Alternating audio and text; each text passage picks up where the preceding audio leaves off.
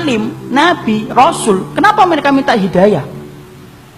Kalau yang jahil sudah, yang baru separuh ilmu sudah, yang sudah berilmu tidak beramal sudah, yang meyakini yang batil sudah. Sekarang kita tanya, kenapa Nabi tetap minta hidayah?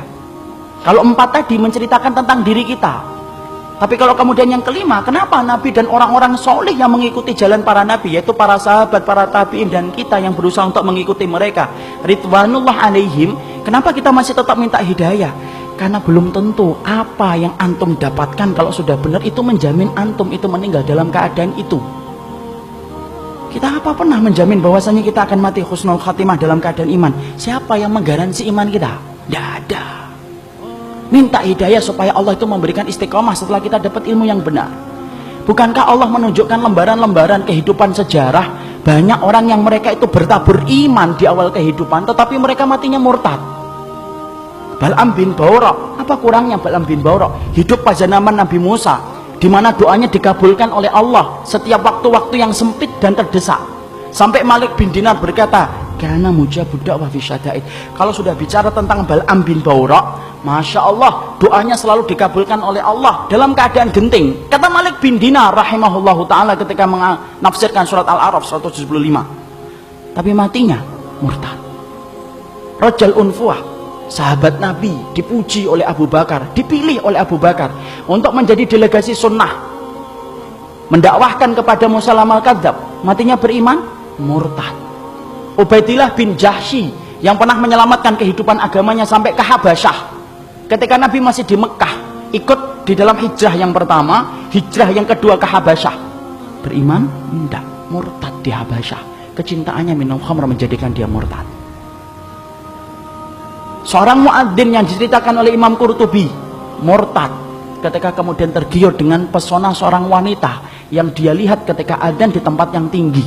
Orang dulu ketika adzan naik ke tempat yang tinggi, melihat seorang wanita begitu cantik turun, ini gentle dia ini, turun, dia katakan dia cinta sama wanita itu. Wanita itu berkata, tidak bisa kamu ini, nerima kamu, karena kami Nasrani dan kamu Muslim. Loh, dengan apa saya bisa diterima? Berpindah kepada Nasara. Pindah, ikhwan. Murtad, meninggalnya di hari dia meninggal dunia, akan mencampuri istrinya, naik ke atap, kemudian jatuh. Belum sempat mencampuri wanita yang menjadikan dia murtad. Siapa yang menjamin? Ini yang kemudian kita khawatirkan. Minta terus hidayah.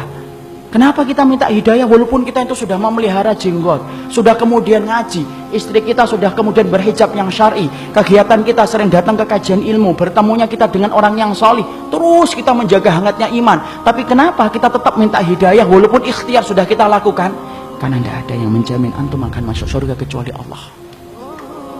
Ya, makanya sampai dikatakan oleh Rasulullah, ada di antara kalian, fa inna ahadakum la ya'malu bi amali ahlil jannah hatta yakuna bainahu wa bainaha illa dhira'un fayasbiqu alaihi alkitab fayamalu bi amali ahli nari hatta yadkhuluha. Makanya sampai Nabi beliau bersabda, ada di antara kalian yang melakukan amalan surga sampai antara dia dengan surga tinggal sejengkal, tinggal sejengkal ikhwan. Satu amalan tak langsung masuk surga itu harusnya, tapi ternyata catatan takdir mendahului apa yang dia lakukan. Lalu kemudian di akhir kehidupannya melakukan amalan penduduk neraka hatta yadkhuluha, sampai dia masuk ke neraka itu. Ada pula yang sebaliknya, fa inna ahadakum la ya'malu bi amali ahlin nar hatta yakuna bainahu wa bainaha illa dhira'un fayasbiqu alaihi alkitab fayamalu bi amali ahlil jannah hatta yadkhuluha. Nabi kemudian berkata sebaliknya, ada pula di antara kalian yang melakukan amalan penduduk neraka, terus sampai antara dia dengan neraka tinggal sejengkal tak, kata Nabi. Tetapi catatan takdir mendahului apa yang dia lakukan. Dia melakukan amalan penduduk surga sebelum meninggal dunia, lalu kemudian Allah masukkan ia ke dalam surga. Antum tahu Usairim bin Abdul Ashhal? Usairim bin Abdul Ashhal, seseorang sahabat yang dikatakan oleh Nabi sebagai penduduk surga, tapi keningnya tidak pernah dipakai untuk bersujud kepada Rabbnya. Karena apa? Masuk Islamnya belum ada 24 jam. Ketika dia masuk Islam mengucapkan syahadat, dia bertanya, sholat? Belum waktunya sholat. Apa yang saya lakukan? Ayo berjuang bersama Rasulullah. Berjuang bersama Rasulullah SAW dan para sahabat. Ketika kemudian dalam peperangan tersebut Allah takdirkan dia meninggal dunia. Ketika meninggal dunia, Maka rame para sahabat membicarakan tentang Utsairim bin Abdul Asyhal. Sampai Abu Hurairah berkata, inilah penduduk surga yang belum pernah menempelkan keningnya untuk mencium bumi bersujud kepada Allah. Itulah Utsairim bin Abdul Asyhal. Siapa yang jamin, ikhwan? Jangan sombong kalau kita hari ini sudah ngikut ngitibak. Jangan sombong ketika kita hari ini sudah ngaji.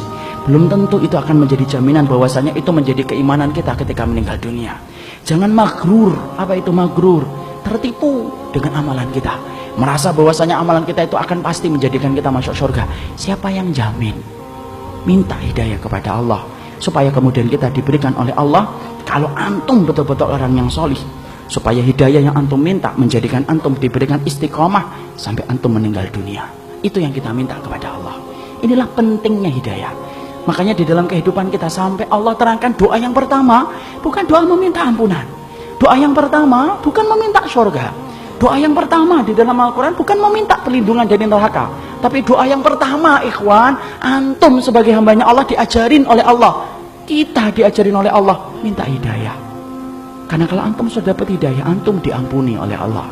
Kalau antum sudah dapat hidayah, antum dimasukkan surga oleh Allah. Kalau antum minta hidayah, antum akan dijaga dari api neraka. Dan itu didahului dengan hidayah.